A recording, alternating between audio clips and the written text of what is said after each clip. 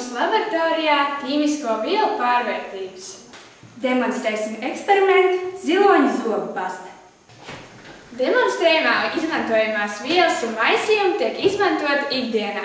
Katrā virtuvē ir trauku mazgājamais līdzeklis un bieža sula, bet mājas attieksmē 3% ūdeņraža peroksīds un kālija jodīds.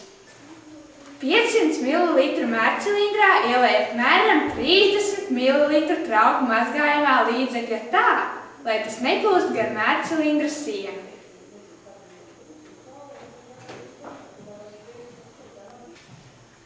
Ar otru mērcilindru pieliek klāt 20 ml 30% ūdeņraža peroksīdu šķīdumu.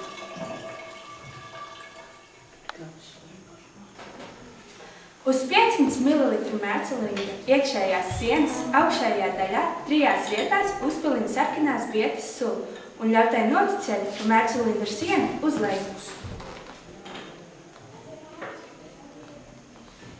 Pievieno 5 gramus kālija jodīdu.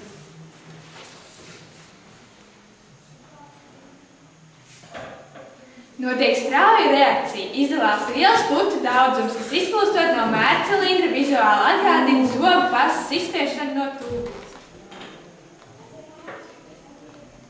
Kvēlojošo skaliņu ievieto putās. Tas uzliesmo un spilgti izgaismo putas.